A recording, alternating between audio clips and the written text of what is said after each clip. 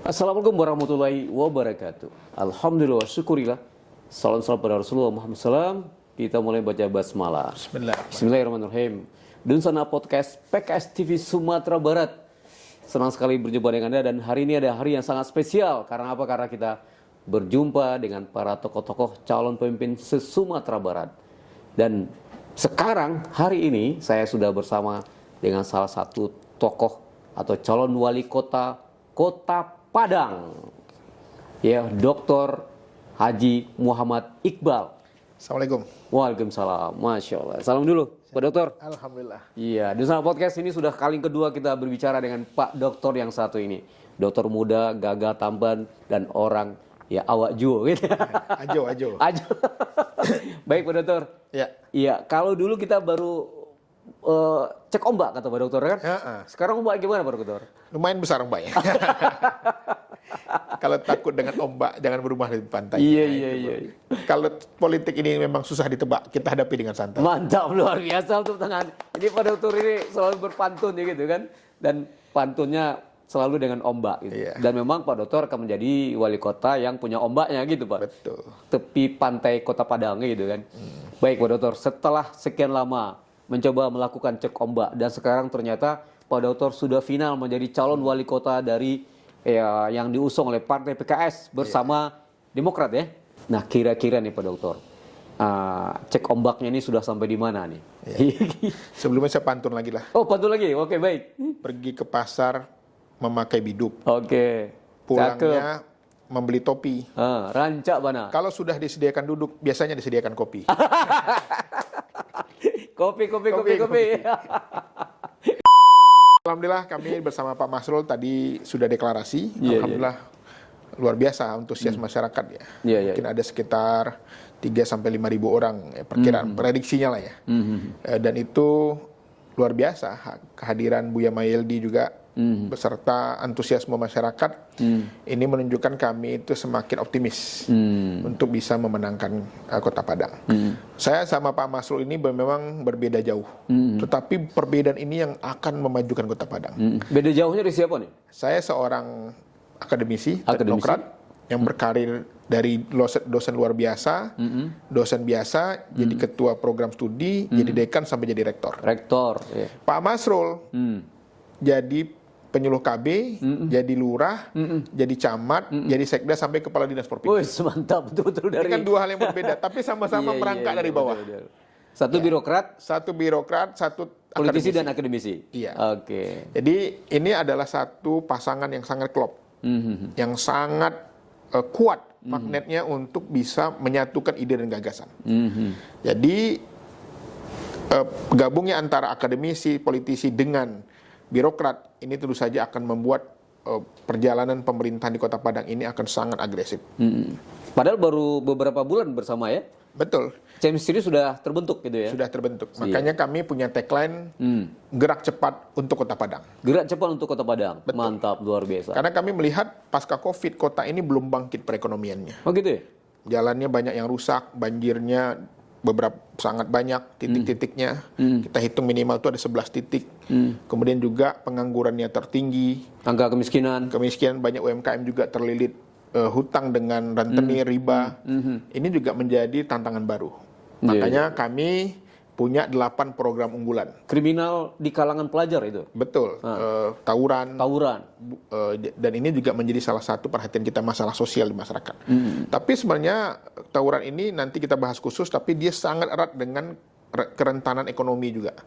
Keretakan rumah tangga juga. Iya. Nah, untuk itu memang kami punya 8 program unggulan. 8 program unggulan yang akan kami launching. Iya. Ya, yang pertama kita ingin akses kesehatan di Padang ini sangat mudah.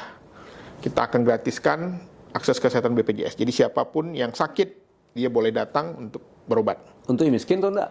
Ya, yang dia tidak mampu membayar BPJS. Oh, yang tidak bisa membayar BPJS. Ya, berarti untuk yang miskin ya? Ya. Okay. Yang kedua adalah bagi pekerja rentan. Termasuk mungkin di situ nanti para guru yang tidak tercover, para driver ojek online, para garin, ya, para guru ngaji yang tidak mendapatkan akses bantuan, itu bisa kita masukkan di situ sebagai BPJS ketenagakerjaan. Jadi ketika mereka bertugas dan wafat atau kecelakaan, kita bisa mereka mendapat manfaat dari BPJS Ketenagakerjaan yang kita daftarkan.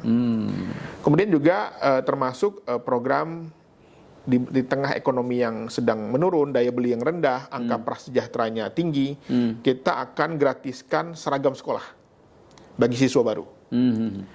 Demikian juga kita melihat ada muatan lokal di mana adat Basandri Sarak, adat Basandri Kitabullah, itu harus kita kuatkan. Oh, itu betul. Nah, ini juga makanya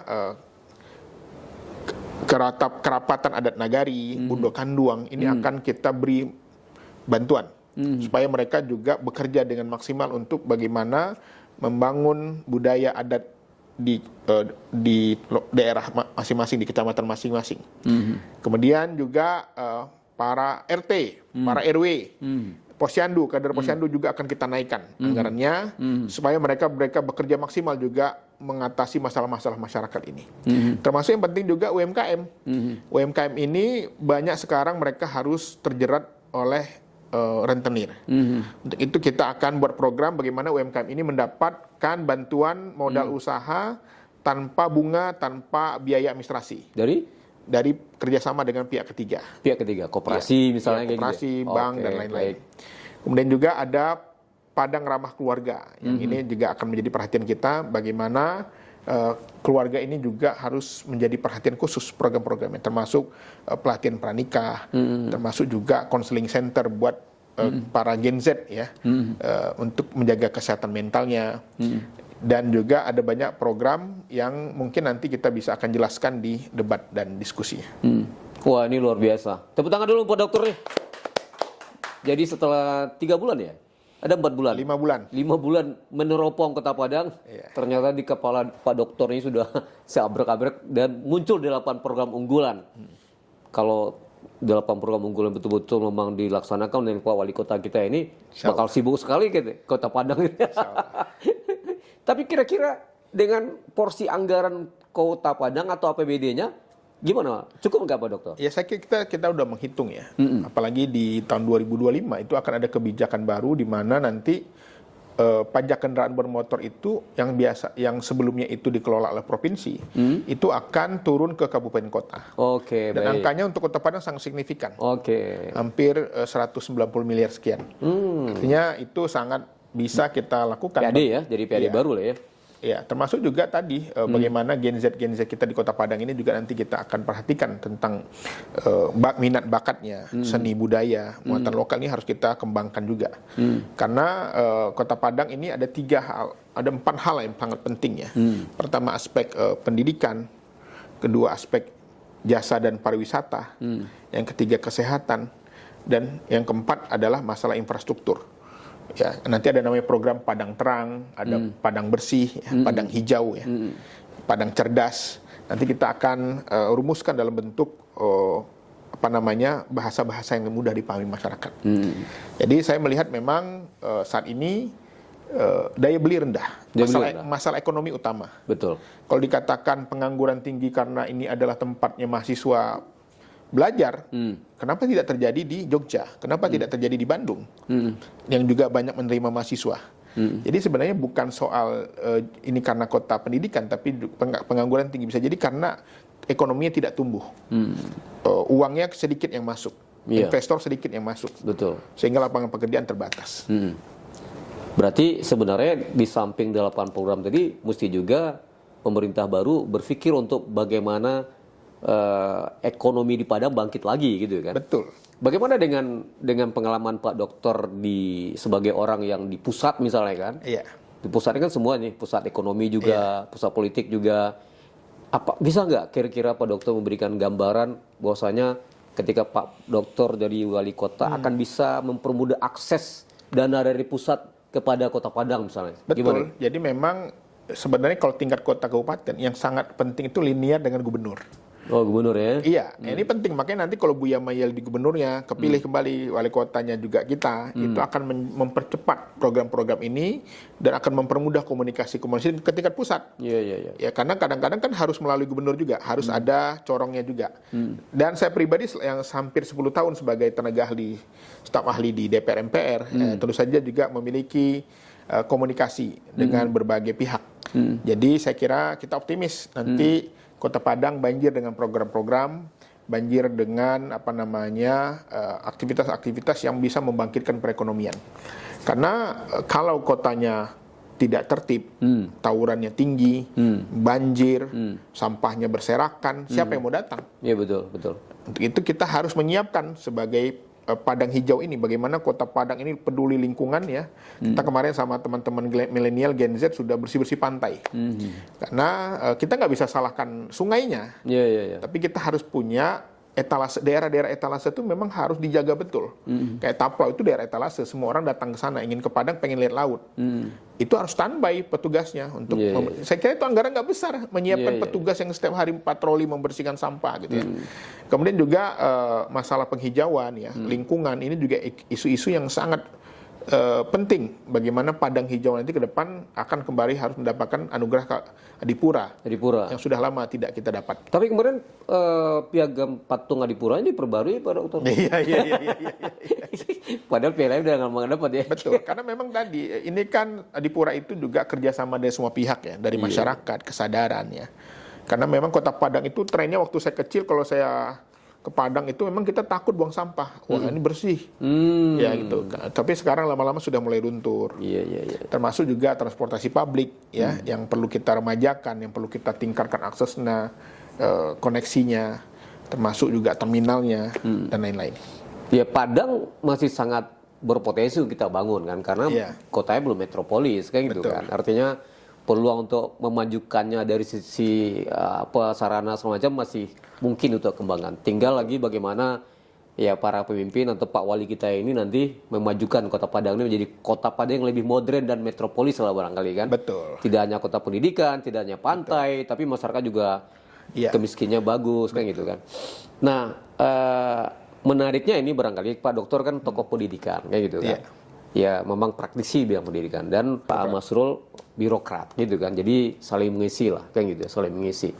Nah, apakah nanti misalnya dalam perjalanan pemerintahan ini ke depannya apakah mungkin 8 program unggulan tadi lebih fokus kepada pendidikan saja atau gimana nanti itu? Ya, nanti kita akan sedang rumuskan lebih rinci lagi. Tadi itu masih prolog aja tuh. Oh, masih prolog ya. Tapi kita sedang menghitung, tim sedang menghitung sekarang berapa anggaran, berapa yang bisa kita gunakan.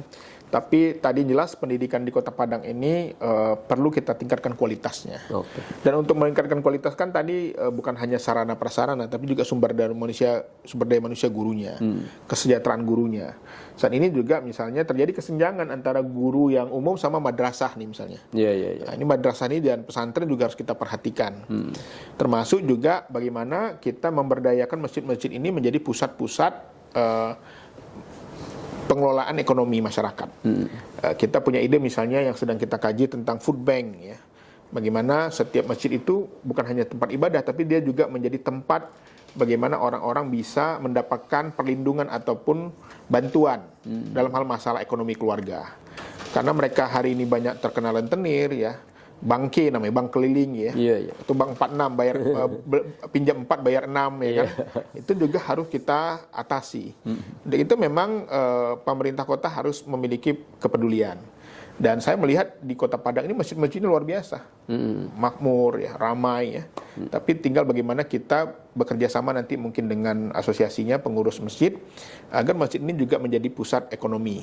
Bagaimana mungkin mereka bisa menjadikan masjid tempat orang membayar zakat, tetapi juga di situ juga langsung disalurkan untuk bagi yang memerlukan. Saya hanya ingin mempertegas Pak Dokter, karena Pak Dokter sudah bicara di GOR tadi, BPJS gratis, bla bla gratis. Orang yang ada yang komen kasih janji melulu. Gitu. Artinya saya ingin memberikan, artinya Pak Dokter menyampaikan statement itu bukan narasi yang kosong, tapi betul-betul sudah diestimasi kalau memang jadi wali kota bahwasanya akan bisa mewujudkan itu. Gimana Pak Dokter? Ya memang rakyat itu harus mencari pemimpin yang banyak janji supaya bisa nagihnya kan gitu. Kalau pemimpin nggak ada janji, nagih apa? Saya nggak punya janji. Jadi justru rakyat Kota Padang ini mencari pemimpin yang banyak janjinya supaya bisa menagihnya. Kalau janjinya cuma satu kan nggak menarik. Apa janji? Oke, baik. Jadi justru cari yang banyak janji supaya bisa menagihnya. Kalau nggak punya janji justru nggak bisa ditagih. Nah, artinya itu memang sudah diestimasi kayak gitu. Betul, itu sudah kita kaji melibatkan pakar, melibatkan akademisi. membangun visi misi ini. Jadi sudah kita hitung. Baik. Apalagi nanti kan sekarang ketua DPRD-nya itu PKS. Oke. Gubernurnya PKS. Ketua DPRD provinsinya PKS. Ini akan sangat menguntungkan Kota Padang dalam aspek pembangunan. Iya. Artinya ini Dusana Podcast ya. Artinya yang disampaikan statement oleh Pak Wali kita ini nanti itu bukan omong kosong gitu kan. Sesuatu yang sudah terukur kayak gitu. Beda kalau ketua DPRD-nya bukan PKS, kan susah, dia nggak setuju saya katanya. Susah gitu kan. Tapi kalau sesama satu partai itu enak. Oke. Nah, kira-kira nih dengan kompetitor yang ada di pilkada yang sekarang sudah ada, yang sudah fix berarti 3 ya, ya kan? Bagaimana Pak Dokter mengestimasi peluangnya untuk kemenangan ini gimana kira-kira? Ya saya kira ketiga kandidat ini, 2 kandidat selain saya kira punya pengalaman ya. Mereka punya pengalaman di pemerintahan ya. Mereka punya popularitas tentunya. Iya. Tapi kita punya mesin. Ini dia. Walaupun saya mereka lebih curi star daripada Pak Dokter sebelumnya. Kan sekarang kan yang diisukan nih Iqbal nih orang luar, ya kan. Tapi kan wakilnya orang dalam. Jadi orang luar dan orang dalam bersatu lah gitu kan. Kedua juga optimisme dari segi konten. Konten ini kita mungkin bisa lebih dalam lah, karena kita akademisi, kita banyak baca, kita punya tim-tim yang bisa menganalisa angka-angka. Ini kita mungkin bisa berdebat lah untuk bicara tentang kemajuan Kota Padang ini.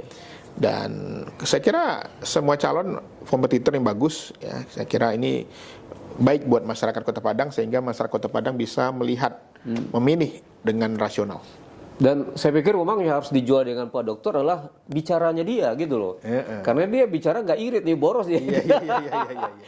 Dan memang janji nggak apa-apa, sehingga orang bertanya, oh betul Pak Iqbal mau wujud itu? Iya kayak gitu kan.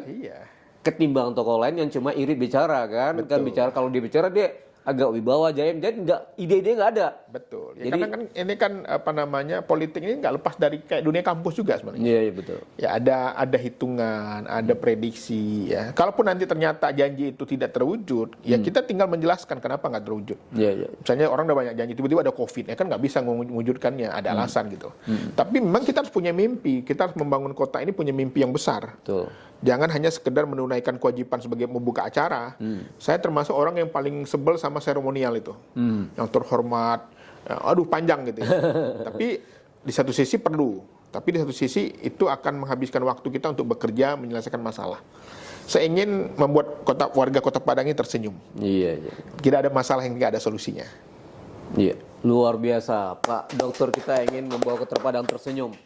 Ya mungkin beberapa hari atau bulan ini Kota Padang kurang tersenyum ya, apalagi kasus kematian seorang anak kecil itu sampai menjadi isu nasional kan gitu. Dan itu mungkin sebenarnya di Bali itu ada problem di Kota Padang. Mudah-mudahan Pak Dokter kita ini akan menjadi wali Kota Padang. Amin. Dan akan memberikan solusi. Ya kalau Padang mungkin miskin, kurang bahagia, dia memang doktornya untuk mungkin meng-create masyarakat lebih bahagia lagi. Siap. Kita doakan dan kita dukung Pak Dokter kita ini menjadi wali Kota Padang 2024. Oke Pak Dokter. Baik Pak Dokter, silakan sampaikan himbauan atau pesan-pesannya kepada terima kasih PKS TV dan teman-teman para Dusana Sadonyo di Kota Padang. Mohon doa restu, mohon dukungan. Insya Allah kita buat Kota Padang menjadi kota yang madani, maju dan sejahtera. Demikian, makan kentang di tepi sawah, makannya jangan sampai jatuh.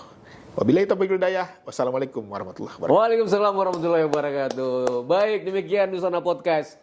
Ya, podcast kita dengan Pak Dr. Iqbal Muhammad Iqbal, calon wali Kota Padang yang diusung oleh PKS ya, dan Demokrat ya Pak. Mudah-mudahan apa yang menjadi impian dari beliau sebagai wali Kota Padang bisa kita wujudkan. Demikian, assalamualaikum warahmatullahi wabarakatuh. Salam. Terima kasih Pak Dokter. Terima kasih. Mantap.